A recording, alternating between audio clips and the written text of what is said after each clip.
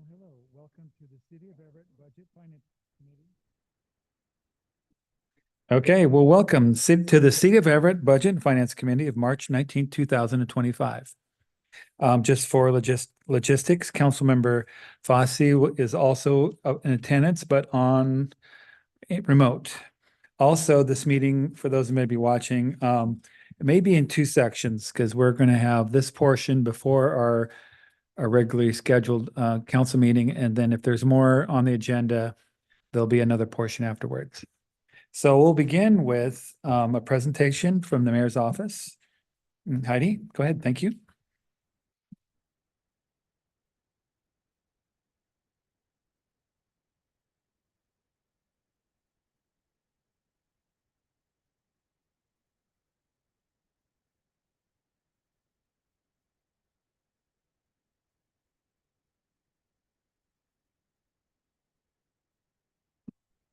Good evening, Mayor and City Council. Heidi Rolantez, Finance Director, and joining me is Jamie Lee Graves, our Assistant Finance Director.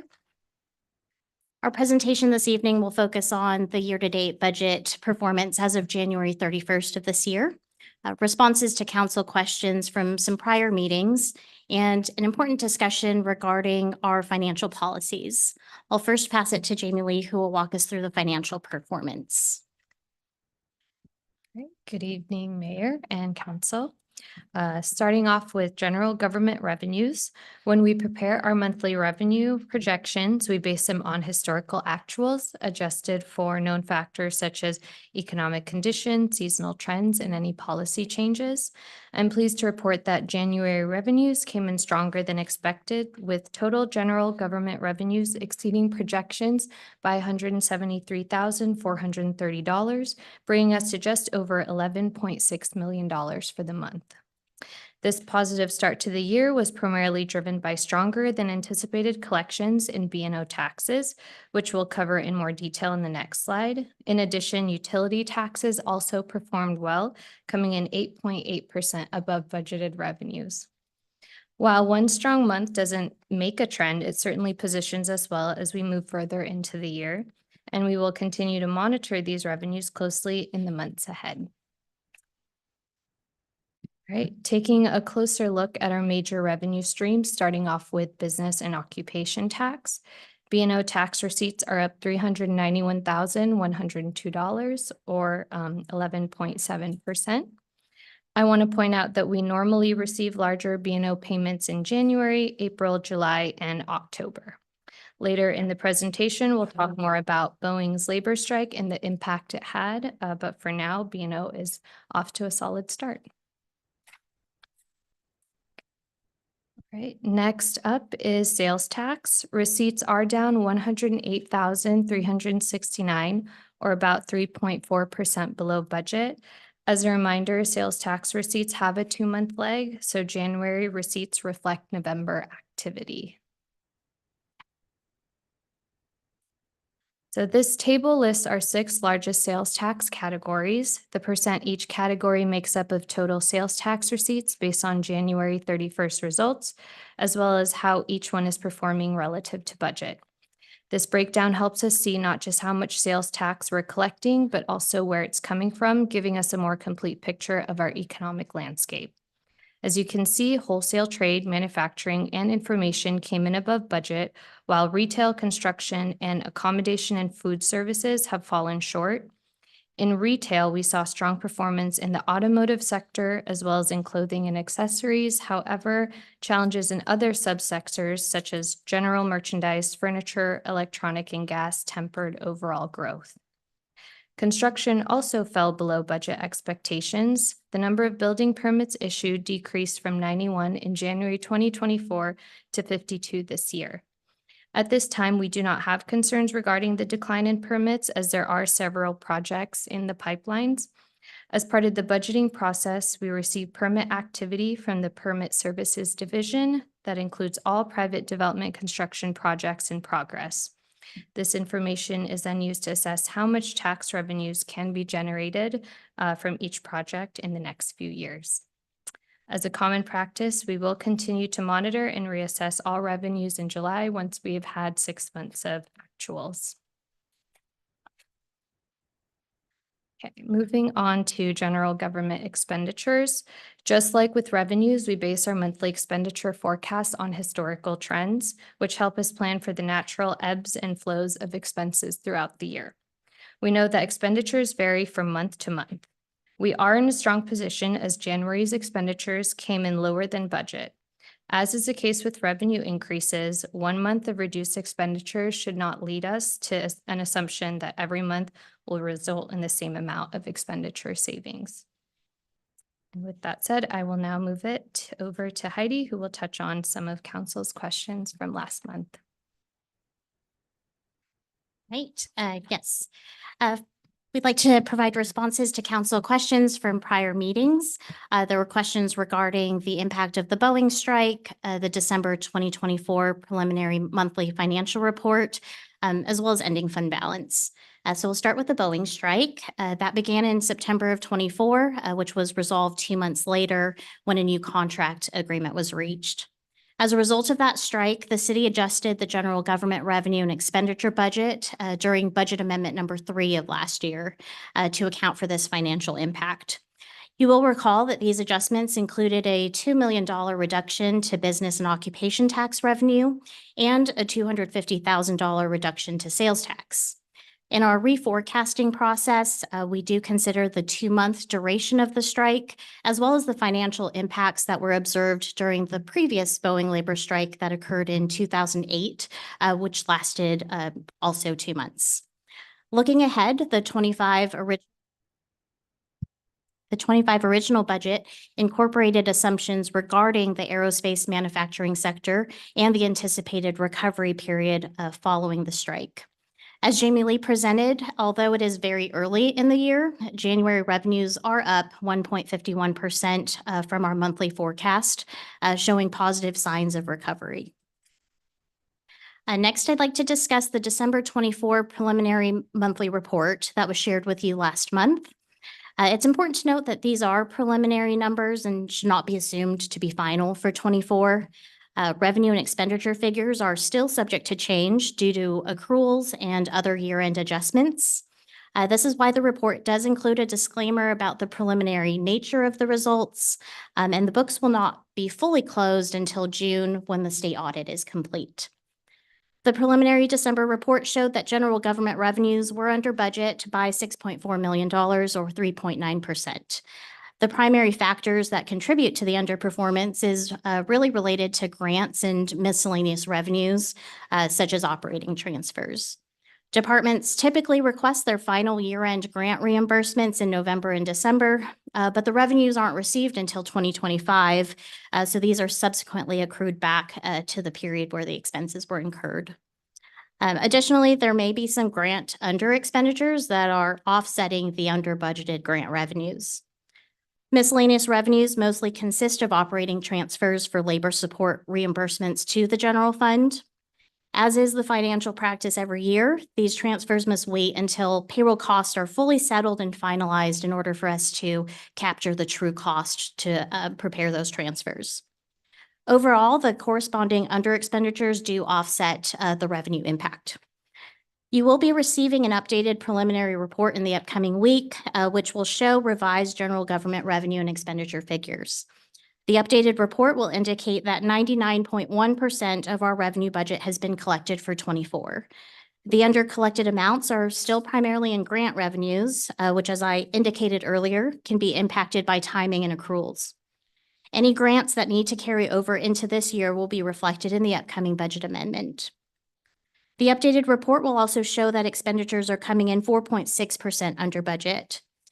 We do expect to have the final 2024 performance reports to you in June, which we'll review in a future budget committee meeting.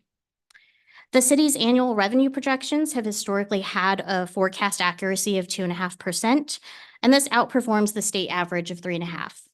For 2024, the variance between budget and actual results is less than 1%, demonstrating the effectiveness of our forecasting process and a stronger alignment with actual outcomes. So next, I wanted to move on to ending fund balance. The city is required to set aside a portion of our budget, which is known as the budgeted ending fund balance. Per policy, the budgeted ending fund balance must be no less than 20% of our budgeted operating revenues. The dark blue bars in this chart represent this required budgeted ending fund balance, which is calculated as 20% of our budgeted operating revenues. It is important to note that this should not be viewed as our actual ending fund balance. Looking at the chart, you'll see that our actual ending fund balance, shown by the light blue bars, is higher than the 20% required amount. And this is a positive thing. The audited 2023 financial statements show that the actual ending fund balance was $49 million. We will have an updated ending fund balance to you in June of this year. I'd like to briefly readdress the concerns that have been shared regarding the $55.2 million ending fund balance in 2021 and the subsequent decrease to $45.8 million in 2022. The main reason for this change is that we, as we've done in previous years, applied the 2020 budget variance towards the 22 budget. Our fund balance suggests that after ensuring the minimum fund balance is met, any surplus funds, meaning revenues exceeding our operating expenditures, it's recommended that those funds be transferred either to a capital reserve, long-term obligations, or a debt service fund. And that's exactly what we did in 22. Specifically, we allocated nearly $5 million to the Capital Improvement Program 1 fund and nearly $4 million to the LEF 1 police and fire pension funds. Additionally, the remaining balance was crucial in helping the city mitigate the expected reduction in B&O taxes due to the loss of Boeing 787 aircraft production to South Carolina. These funds also allowed us to make key investments in areas like digitizing our permit services, which is a critical initiative to support economic development in the city, and addressing encampment and street level issues. These investments resulted in maintaining an actual ending fund balance well above the fund balance policy requirements. The cost to maintain current services rises annually due to inflation and other factors, often outpacing the growth of operating revenues. Taxes, which make up 70% of general government revenues, as we know, are sensitive to economic downturns, which can further reduce our revenues. As a full-service city, our tax revenues are spread thin across many services, unlike cities with regionalized services. The ending fund balance helps bridge the gap between expenditures and revenues, and we do manage it conservatively, planning for long-term budget challenges. For the remainder of this meeting, we can go over the information that we just shared if you have any questions or would like to discuss that in detail. But moving along, we will also be discussing the city's financial policies as a group. Jennifer did provide you with a reference to the financial policies, and we've also laid them out on this slide for your review. As you know, Council approves these policies every year during the budget process. These serve as the foundation for how we approach our financial planning, budgeting, and reporting, ensuring that we are staying fiscally responsible and aligned with long-term financial goals. These policies help guide decision-making, especially when we're faced with economic uncertainty or unexpected events. At this time, Finance is not recommending any changes to these policies. However, we do remain committed to working with Council closely should any future updates be needed. This portion of the meeting is really intended to be interactive, and we do encourage Council to ask questions and provide feedback regarding these financial policies. Okay, and thank you very much. Before we go into a finance policy discussion, are there any questions from Council on the information that had been provided so far?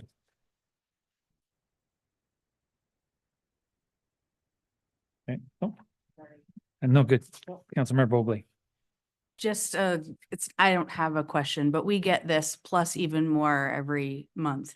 So just so the public knows, I guess I'm making the comment that we see this kind of information as much as we care to open our emails and read it. Okay. So thank you for sharing it with the public even wider. Yeah, I had a question about the fund balance from 21 to 22. We put most of those dollars into our capital improvement fund. What's Yes. CIP? CIP 1 is really the fund that supports the construction and maintenance of our general government facilities, such as the EMB remodel. And then you also mentioned that we did use some of the money for some other grant matching. The bigger chunk, other than what was contributed to the CIP1 funds, was paying or contributing into our LEF fire and pension funds. Okay, that was it. Yep. And that's an investment in the future. That's not really considered an expenditure, but a ledger transfer, more or less. Yes, correct. You know, most cities are on a pay-as-you-go basis for their pension funds, but the city has, made it its responsibility to pre-fund those obligations. Those revenues they're recoverable if they're not used. Once those are in the pension funds, they are really fiduciary in nature. But in essence, we don't have to put more money in it if we don't need to. So it's an investment in the future. It's not just spending, Correct. is my point. Okay. And then you mentioned one other expenditure that we diverted some. Yeah, and it was really to address the expectation that B&O tax revenues were going to reduce compared to the previous year because of the Boeing 787 jets moving its production to South Carolina. Right. And that was part of the budgeting planning for long term at that point. Okay, thank you. Yeah, Councilmember Zarlingo. Well, with respect to the fund balances, I understand that there are, I'm curious about the sort of variability of that, because I know there are different ways you can figure the value of assets, and some of that is idiosyncrasies or changes from year to year, even though and some of the assets may not change. Can you speak to the kind of variability we'd expect there, or anything we should either watch for or ignore because it's noise in the system? In regards to how the ending fund balance is determined? Yes, so every year in June, when the books are closed, we now understand what the actual ending fund balance is. So really for the budget processing, it's forecasting what our revenues and our expenditures are going to be. Kind of as an example of what happened with aerospace is we had our true ending fund balance and we knew where our expenditures were going to land based on the revenues that we were planning to receive. But because there was an indication that we weren't to receive those revenues, then it's really us being proactive and ensuring that the budget gets adjusted as to not significantly impact the following year's ending fund balance. Okay. I think that's a good example. Thank you. Okay, thank you. Any questions about the data, the graphs that we presented? Okay, thank you. I think at this point, proceed. I noticed that the admin has a kind of some 6 subject matters, and they also kind of are included in some of the discussions that council had at the retreat. And also there was the subcommittee met with our consultant about some various ideas that we discussed, and perhaps we take a subject here and have a discussion about each one of the 6, unless there was some other method that the council here wanted to talk about. As far as I'm just looking for a method that we can cover all the items. So if we want, we could start with the fund balance policy.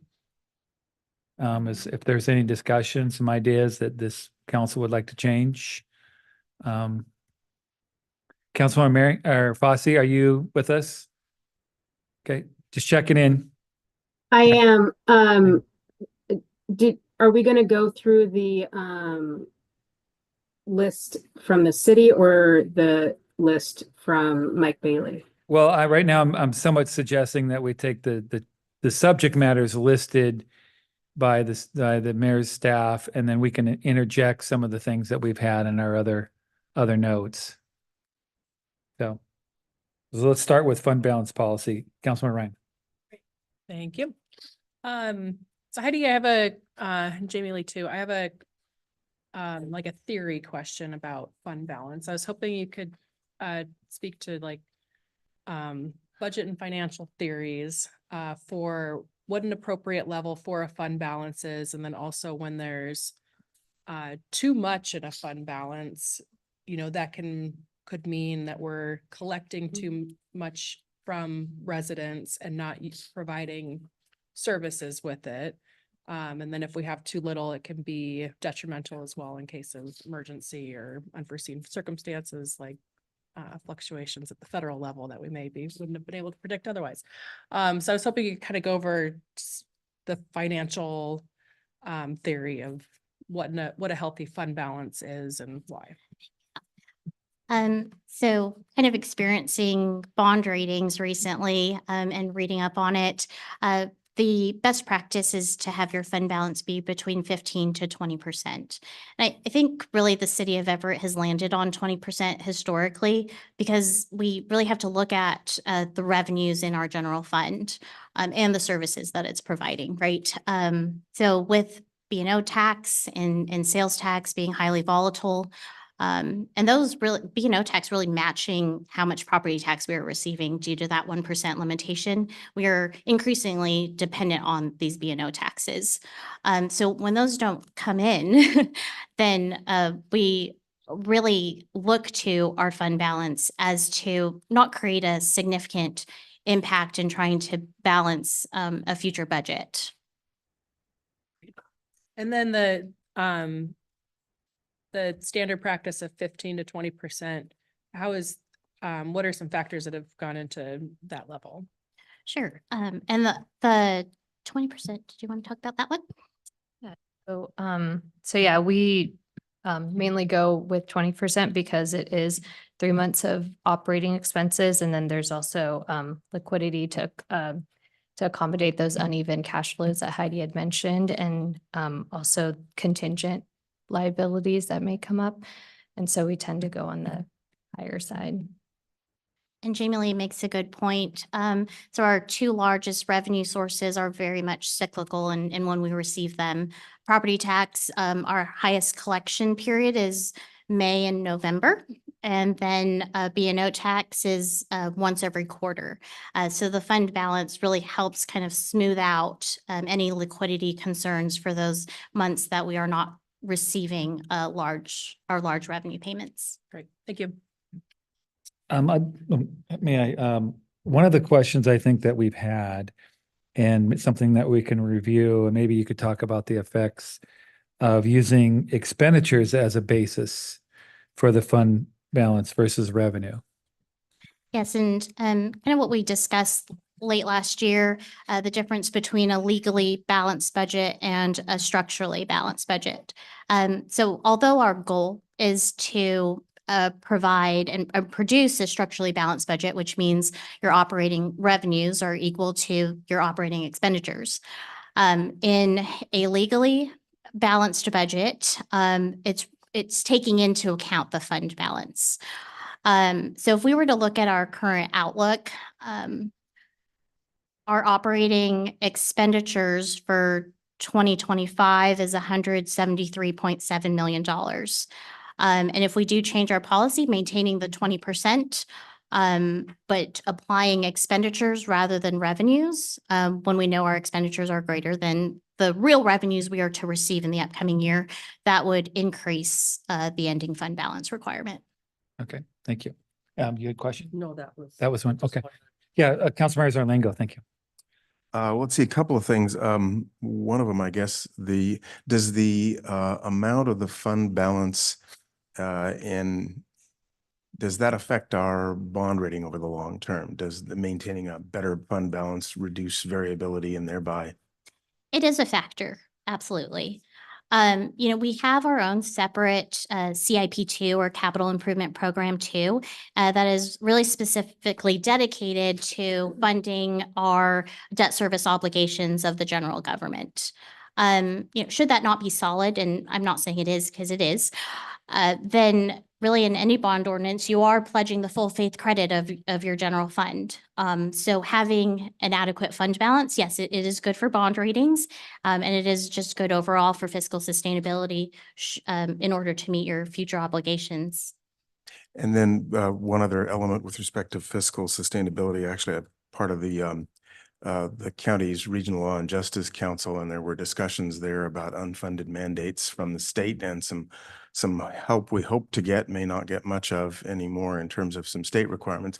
Our city attorney, Mr. Hall, has talked before about requirements there for things like indigent defense. And I guess what strikes me is that we are going to want to continue to be pretty conservative in this, because I don't think we have great visibility or confidence that we won't suffer more of those kinds of unfunded mandates. And if anybody's got comment on that beyond my very limited perception, I'd like to hear it.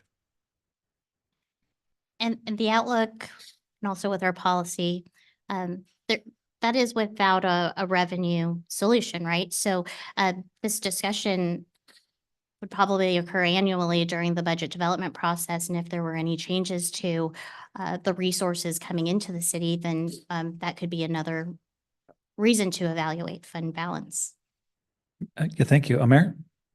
Yeah, I was just wondering if you could put the fund balance chart back up and I want to just reiterate. So our fund balance policy is that we have 20% of revenue, and that is reflected in the blue. And our actuals have been above every single year.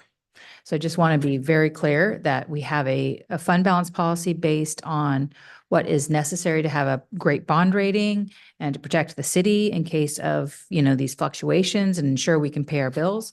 But in actuality, we have more so that we have an additional buffer. Would it be helpful to have those light blue bars double the size? And why or why not would that be good?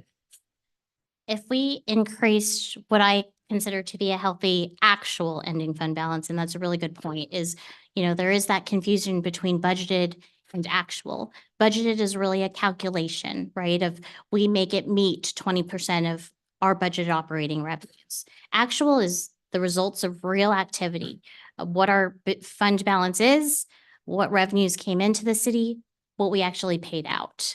If we were to double our actual ending fund balance, probably means that we deepened the cuts more than we needed to.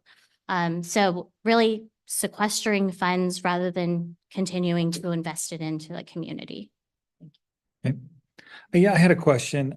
This is kind of an expenditure structuring question. I think I know the answer. So for the 2026 budget, we'll begin as far as on the amount of revenue that we can collect. We start with the fund balance. Is that correct?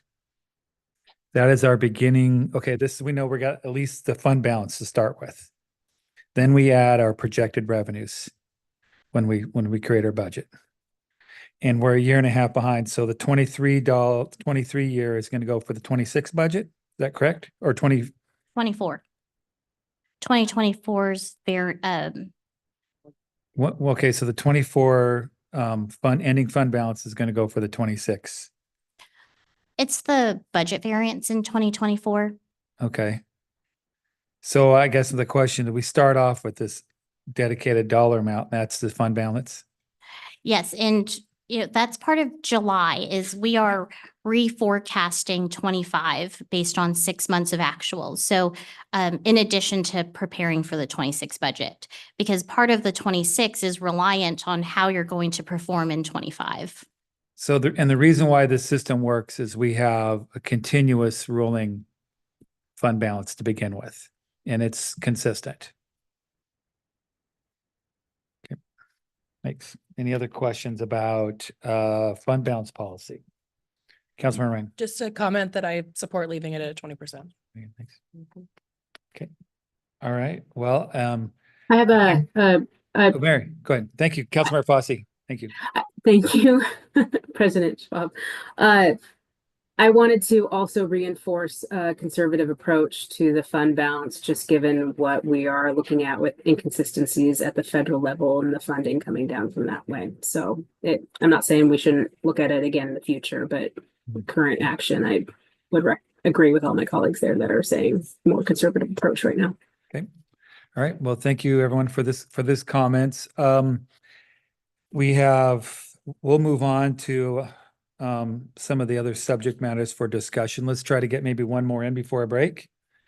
So would someone like to start with one of the other subjects? Let's go ahead and use the one that we have here on the screen for. Let's do reserve since it's a bit. Okay, related. let's talk about reserve policy. Thank you. Maybe we could start off by giving us an overview of what reserve policy, what a reserve are. Yeah, the city has a series of funds that really are meant for a specific purpose. This includes our capital improvement programs, our self-insurance fund, our health benefit reserve, police and pension funds. So these do get presented in June when we provide council with a reserves update. So this shows where we, in the upcoming meeting, where we landed in 2024, what that actual ending fund balance is, what we forecast 2025's ending fund balance to be as a driver for considerations in the 26 budget. And, you know, there are other actions that also that council acts on. So those plans and systems ordinance that are approved, that's really how departments receive the authorization to use capital improvement funds for their projects. But we just like to provide council with a basis for really where each fund stands each year. Okay, so where does the dollars go or come from that go into reserve funds? That depends on the Yep. fund. Yep. So various resources. Mhm. Okay, and then as far as policy on reserve funds, are there really specific guidelines that for each type of fund, or are they just in general? I think it's, so in your budget book, you will see that one kind of summary paragraph on reserves. And then it goes into detail over our larger reserves and provides you with a 3-year outlook of the fund balance. So other than that, we do not have, that's really what we're trying to evaluate here is getting council's feedback on how that's laid out in the budget book.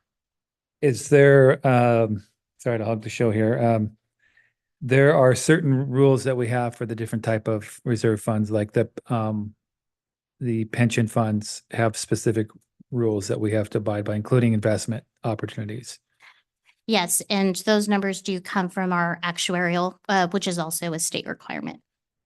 Other than the pension funds, what is the most restrictive reserve fund?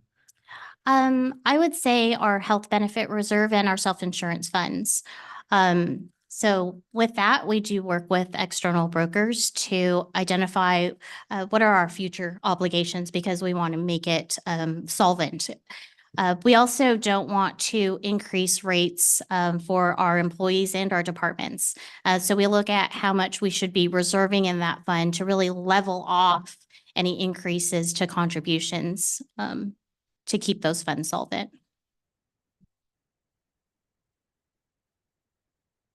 Any other questions about reserve policy? Councilmember Gill. Well, I know that we have added a few years ago the essentially it's not officially a high deductible health plan, but an alternative health plan.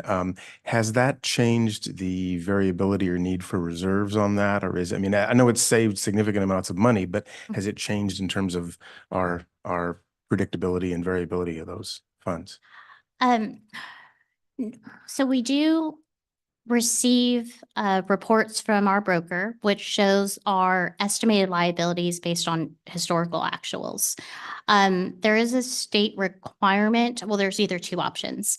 One, you hold 16 weeks of reserve in your account, and that's really for claims reserve fluctuations and to meet your obligations.